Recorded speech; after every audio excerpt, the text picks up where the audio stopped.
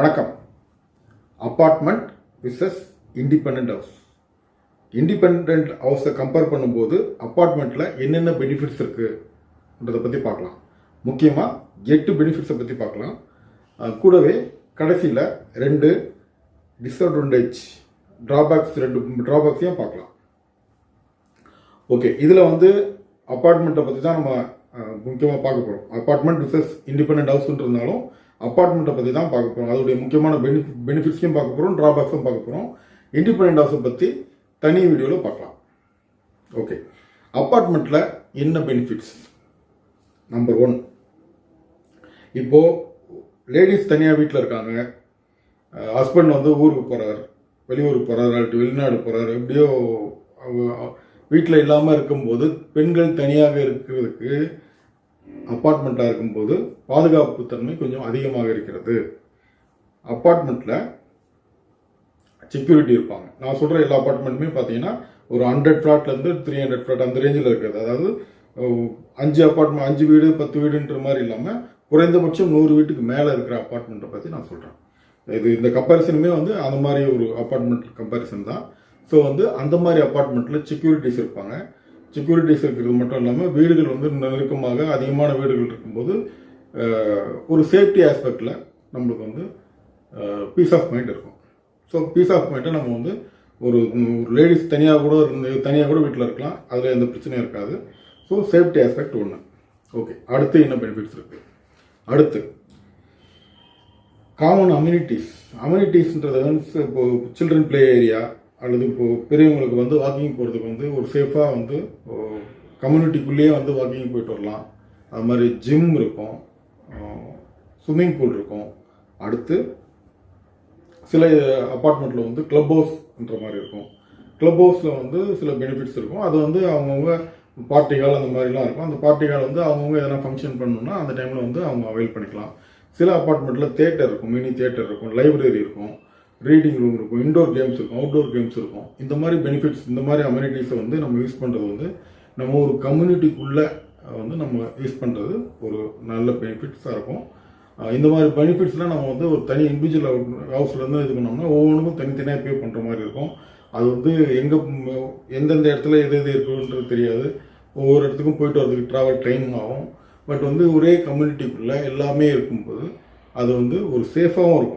இப்போ வெளியே போயிட்டு வரதுன்னா பசங்களை அனுப்புறது, போயிட்டு வர்றது, எவ்வளோ நேரம் எப்போ வராங்கன்றது ஒன்றுமே தெரியாது. பட் ஒரே அப்பார்ட்மெண்ட்டுக்குள்ளேயே இருக்கும்போது பேரண்ட்ஸ்க்கு அது ஒரு ஈஸியாக மானிட்டர் பண்ணிக்கலாம். ஸோ அந்த வகையில் இது ஒரு பெரிய பெனிஃபிட்ஸாக இருக்கும். ஓகே, அடுத்து என்ன பெனிஃபிட்ஸ்?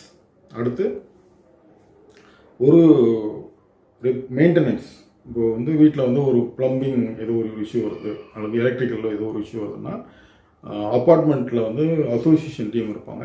அவங்க கால் பண்ணால் உடனே அட்டன் பண்ணி சரி பண்ணிட்டு போயிடுவாங்க. பெரும்பாலான விஷயத்தை அவங்க பண்ணிவிடுவாங்க.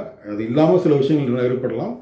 கம்பேர் டு இண்டிபெண்ட் ஹவுஸ்லன்னா எல்லாத்துக்கும் நம்ம ஒருத்தர் தேடணும். பட் இங்கே அது மாதிரி தேட வேண்டியதில்லை. அங்கே ஆல்ரெடி இருப்பாங்க. இருக்கிறவங்களே அவங்க நம்மளுக்கு சர்வீஸ் பண்ணி கொடுத்துட்டு போயிடுவாங்க. பெரும்பாலான ப்ராப்ளத்தை அவங்க சால்வ் பண்ணிவிடுவாங்க. மேபி சில விஷயத்துக்கு நம்ம பே பண்ணுற மாதிரி, அதாவது சில பொருட்கள் வாங்குறதுக்கு அது மாதிரி எதனா பே பண்ணுற மாதிரி இருக்கலாம். ஸோ அந்த மாதிரி பே பண்ணாலும் நம்மளுக்கு ஆன் த ஸ்பாட்டில் ரெடிமேடாக இருக்கிற ஃபெசிலிட்டிஸ், அதாவது பீப்புள்ஸ் அசோசியேஷன் அதுக்காக மெயின்டெனன்ஸ் டீம் இருக்கிறதுனால உடனடியாக நம்மளுக்கு அந்த மாதிரி வசதிகள் உடனடியாக அவைல் பண்ணி ப்ராப்ளத்தை சால்வ் பண்ணிக்கலாம். பட் ஒரு இண்டிவிஜுவல் ஹவுஸ்னால் அதுக்கு ஒரு டைம் ரொம்ப ஸ்பெண்ட் பண்ணுற மாதிரி இருக்கும். டைம் ஸ்பெண்ட் பண்ணி அது மாதிரி அவைல் பண்ணுறது கஷ்டமாக இருக்கும். ஸோ இது ஒரு முக்கியமான பெனிஃபிட்ஸ். ஃபஸ்ட்டு சேஃப்டி சொன்னேன், அடுத்து அம்யூனிட்டிஸ் சொன்னேன், அடுத்து சர்வீசஸ் சொன்னேன். இன்னொன்று, இப்போது நம்ம வீட்டை ரெண்ட்டுக்கு விட போகிறோம். ரெண்ட்டுக்கு விட போகிறோம்னா கம்யூனிட்டிக்குள்ளே ஒரு வாட்ஸ்அப் குரூப் இருக்கும், அப்படி டெலிகிராம் குரூப் இருக்கும். அந்த மாதிரி குரூப்பில் நம்ம போஸ்ட் பண்ணலாம், இந்த மாதிரி என் வீட்டை நான் ரெண்ட்டுக்கு கொடுக்க போகிறேன். அங்கே இருக்கிறவங்களுக்கு தெரிஞ்சவங்களே யாருன்னா ஒருத்தர் வருவதற்கான வாய்ப்புகள் ரொம்ப அதிகம். பட் இண்டிபெண்ட் ஹவுஸ்னால் அது மாதிரி கம்யூனிட்டி இருக்காது. நம்ம இண்டிபெண்ட்டாக இருந்து வாடகைக்கு ஏஜெண்ட்டை பார்த்து நம்ம விடுறது கொஞ்சம் கஷ்டமாக இருக்கும்.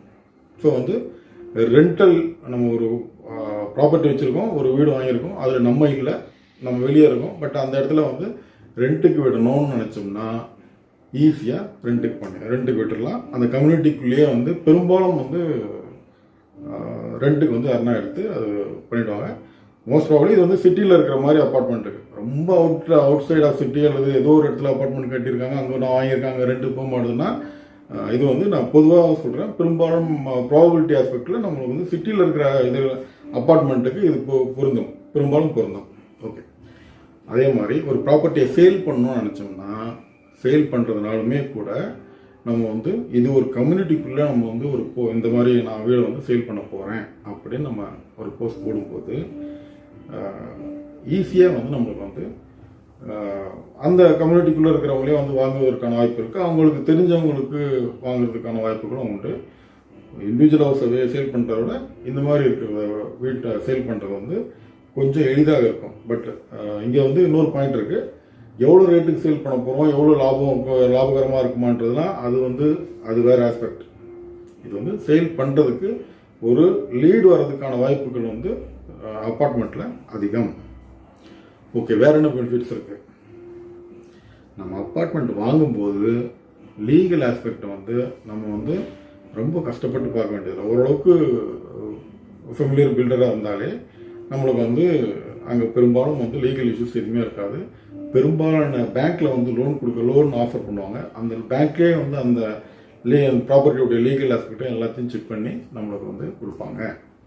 ஸோ இப்படி இருக்கும்போது நம்மளுக்கு லீகல் ஆஸ்பெக்டில் வந்து நம்ம ஒரு இண்டிபெண்ட் ஹவுஸை வாங்குறதுனாலோ அல்லது ஒரு இடம் வாங்கி வீடு கட்டுறதா இருந்தாலும் அந்த இடத்துல வந்து நம்ம ஒரு இடத்த வாங்கும்போது நம்மளுக்கு பல செக்கிங் நம்ம பண்ணணும். லீகல் ஆஸ்பெக்டில் நம்ம செக் பண்ணணும். என்னென்ன டாக்குமெண்ட் இருக்குது, லீகல் ஒப்பீனியன் வாங்குறது, அந்த மாதிரி இஷ்யூஸ்லாம் வந்து நம்ம வந்து பர்சனலாக வந்து ஒரு ட்ரஸ்டபுள் பீப்புள்ஸ் வச்சு பண்ணால் தான் அதை கரெக்டாக வாங்குறது எளிதாக இருக்கும். பட் வந்து அப்பார்ட்மெண்ட்டில் அந்த மாதிரி கிடையாது. அப்பார்ட்மெண்ட்டில் எளிதாக நம்ம வந்து அந்த மாதிரி ப்ராப்பர்ட்டியை வந்து வாங்குறது வந்து லீகல் ஆஸ்பெக்ட் பார்க்க வேண்டியது பெருசாக இருக்காது. அவங்ககிட்ட கேட்டால் எல்லாமே அவங்க டாக்குமெண்ட்டில் கொடுத்துருவாங்க. அதை நம்ம எளிதாக பார்த்து லீகல் ஆஸ்பெக்டில் பெனிஃபிட்ஸ் நம்மளுக்கு இருக்கும்.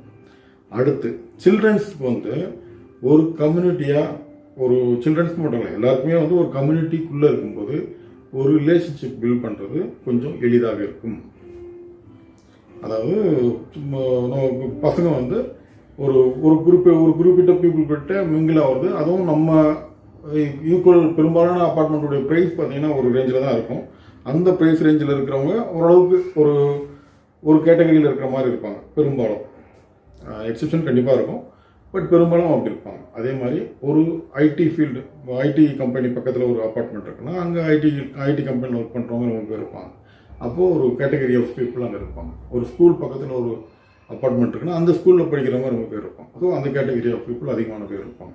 ஸோ ஒரு கம்யூனிட்டி வந்து நம்ம வந்து ஒரு பில்ட் பண்ணி அதில் வந்து ஒரு ரிலேஷன்ஷிப் வந்து நம்ம மெயின்டைன் பண்ணிக்கலாம். குழந்தைங்க மட்டும் இல்லை, பெரியவங்களும் மாதிரி மெயின்டைன் பண்ணுறது ஈஸியாகவும், அது வந்து ஈஸியாகவும் இருக்கும், அதே சமயத்தில் ஒரு பவர்ஃபுல்லாகவும் இருக்கும். ஸோ இது ஒரு பெனிஃபிட்ஸ்.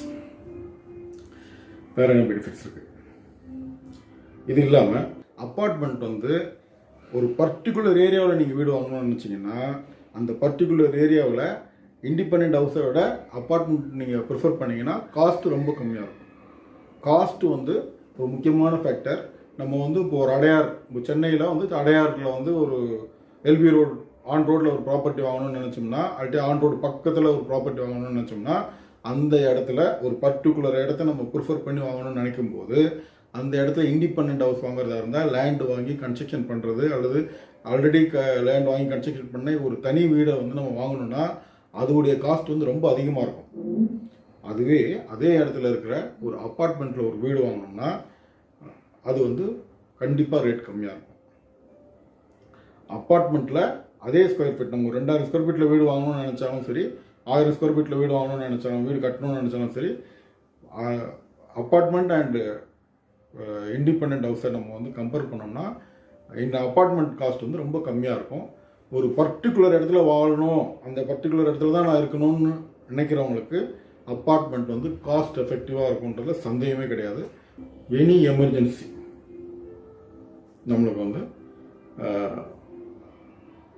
ஒரு கூட்டத்தில் இருக்கும்போது ஒரு எமர்ஜென்சி, எந்த மாதிரியான எமர்ஜென்சியாக இருந்தாலும் சரி, ஃப்ளட்டு வருது, அந்த மாதிரி டைமில் அப்பார்ட்மெண்ட் இவ்வளோ பேர் இருக்கிறதுனால அவங்க மொத்தமாக வந்து ஏதோ ஒரு ஆர்கனைஸ் பண்ணி ஒரு பர்ச்சேஸ் எதனா ஒரு மெட்டீரியல் பர்ச்சேஸ் பண்ணணும், மளிகை பொருட்கள் வாங்கணும், அப்படியே ஒன்று வாங்கணும்னா உடனே அவங்க ஆர்கனைஸ் பண்ணுவாங்க. ஒரு பிரச்சனை வருது, தண்ணி வந்துருச்சு, ஃப்ளட்டு வந்துருச்சு அப்பார்ட்மெண்ட்டுக்குள்ளே, அது சரி பண்ணுறதுக்கு ஒரு டீம் இருக்கும். எந்த ஒரு எமர்ஜென்சியும் ஹேண்டில் பண்ணுறது வந்து ஒரு பெரிய டீமாக வந்து ஹேண்டில் பண்ணுறதுனால அது வந்து கொஞ்சம் எளிதாக இருக்கும். ஏதோ ஒரு நீடு இருக்குது, ஏதோ நம்ம வந்து கவர்மெண்ட்டுடைய சப்போர்ட் நம்மளுக்கு தேவைன்னா ஒரு அப்பார்ட்மெண்ட் மூலமாக ஒரு டீமாக போகும்போது அதுக்கான ரெஸ்பான்ஸ் வந்து கொஞ்சம் சீக்கிரம் கிடைக்கிற மாதிரி இருக்கிறதுக்கான வாய்ப்புகள் இருக்குது, அதிகமான வாய்ப்புகள் கொஞ்சம் இருக்குது. ஸோ அதனால் அதெல்லாம் வந்து இன்னொரு பெனிஃபிட்ஸ் இருக்குது. இந்த மாதிரி எவ்வளோ பெனிஃபிட்ஸ் இருக்கிறதுனால அப்பார்ட்மெண்ட்டை வந்து சிலர் வந்து அதிகமான ப்ரிஃபரன்ஸ் கொடுத்து வாங்குறாங்க.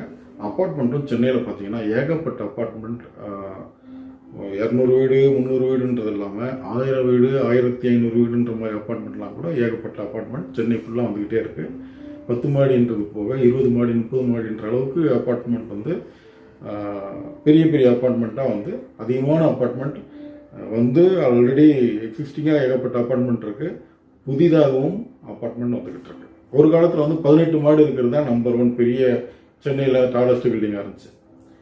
அப்புறம் இப்போ வந்து 20 30 40 மாடியை தாண்டியாச்சு. அப்கமிங் அப்பார்ட்மெண்ட் வந்து 40 ஃப்ளோருக்கு அப்பார்ட்மெண்ட் வரப்போகுது. அந்த மாதிரி ஒரு 100 வீடு 200 வீடு இருக்கிறதே பெரிய விஷயமா இருந்த ஒரு டைம் அப்படியும் இருந்தது.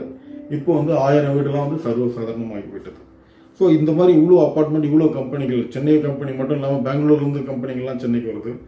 வேறு ஸ்டேட்லேருந்துலாம் வந்து இங்கே வந்து அப்பார்ட்மெண்ட் கட்டுறாங்க.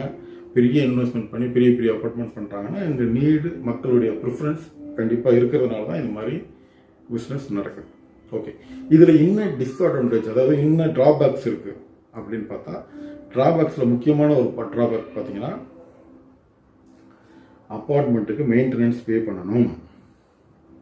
இவ்வளோ வசதி இருக்கே, பண்ணி தான் ஆகணும்னா ஆமாம் பண்ணி தான் ஆகணும். ஸோ வசதிகள் இருக்கும்போது மெயின்டெனன்ஸ் பே பண்ணணும். ஸோ அது மெயின்டெனன்ஸ் பே பண்ணுறது சில இடங்களில் வாட்டர் சோர்ஸ் சரியாக இல்லாமல் இருந்தால், வெளியே தண்ணி வாங்குற மாதிரி இருந்தால் ப்ராப்பர்ட்டியுடைய மெயின்டெனன்ஸ் வந்து ஸ்கொயர் ஃபீட் பேசிஸில் கால்குலேட் பண்ணுவாங்க. அந்த அமௌண்ட் வந்து பார்த்திங்கன்னா கொஞ்சம் அதிகமாக இருக்கும். தண்ணியும் நம்ம வந்து வாங்கி யூஸ் பண்ணுற அப்பார்ட்மெண்ட்டுங்களில் மெயின்டெனன்ஸ் வந்து நார்மல் ப்ரைஸை விட அதிகமாக இருக்கும். ஸோ அப்படி அதிகமான காசு கொடுத்து நம்ம வந்து மெயின்டெனன்ஸ் பே பண்ணும்போது ஒரு மாதிரி இன்கம் இருக்கிறவங்களுக்கு ஓகே, பட் வந்து கொஞ்சம் கம்மியான இன்கம் இருக்கிறவங்க வந்து அதை வந்து ஒரு பெரிய ஒரு பர்டனாக பார்ப்பாங்க. ஸோ அப்படி ஒரு விஷயத்தை வந்து நம்ம வந்து வேணுமா வேணாமான்றதை நம்ம தான் டிசைட் பண்ணிக்கணும். இது ஒரு டிஸ்அட்வான்டேஜ்ன்ற மாதிரி கன்சிடர் பண்ணலாம். அடுத்து இன்னொரு முக்கியமான டிஸ்அட்வான்டேஜ் வந்து ப்ரைஸ், ப்ராப்பர்ட்டி வேல்யூ. இப்போ ஒரு இண்டிபெண்ட் ஹவுஸுடைய வேல்யூ வந்து ஒரு 5 வருஷம் கழிச்சதுன்னா அதோடைய அப்ரிசியேஷன் எப்படி இருக்குமோ அதே அளவுக்கு ஃப்ளாட்டில், ஒரு அப்பார்ட்மெண்ட்டில் ஒரு ஃப்ளாட் வாங்கினா இருக்குமான்னா கண்டிப்பாக வாய்ப்புகள் கம்மி. இண்டிபெண்ட் ஹவுஸ் தான் ப்ராப்பர்ட்டியுடைய வேல்யூ அதிகமாகிறதுக்கான வாய்ப்புகள் ரொம்ப அதிகம். ஸோ இது வந்து நான் மட்டும் சொல்ல, ரொம்ப எக்ஸ்பர்ட் சொல்லியிருக்காங்க. ஈவன் அப்பார்ட்மெண்ட்லாம் சேல் பண்ணுற கம்பெனிங்களுடைய எம்டிங்களே வந்து இதை அக்செப்ட் பண்ணியிருக்காங்க. அவங்களே ஓப்பனாக சொல்லியிருக்காங்க. பாயிண்ட் என்னென்னா, இண்டிபெண்ட் ஹவுஸாக இருக்கிறவருடைய அப்ரிசியேஷன் வந்து ப்ராபபிலிட்டிஸ் அதிகமாகிறதுக்கான ப்ராப்பர்ட்டி வேல்யூ அதிகமாகிறதுக்கான வாய்ப்புகள் அதிகம், இது கம்மி. ஓகே, இது 2 தான் வந்து மேஜர் ட்ராபேக்காக நான் பார்க்குறேன். ஸோ இந்த பாயிண்ட்ஸ் தவிர வேறு சில சின்ன பாயிண்ட்டுகள் இருக்கலாம். அது உங்களுக்கு தெரிந்தால் தயவுசெய்து கமெண்ட் பண்ணவும். அதே மாதிரி அடுத்த வீடியோவில் வந்து இண்டிபெண்ட் ஹவுஸை பற்றி ரொம்ப ஸ்பெஷலாக அதில் என்னென்னலாம் ஸ்பெஷல் இருக்குன்றதெல்லாம் நம்ம வந்து பார்க்கலாம். நன்றி.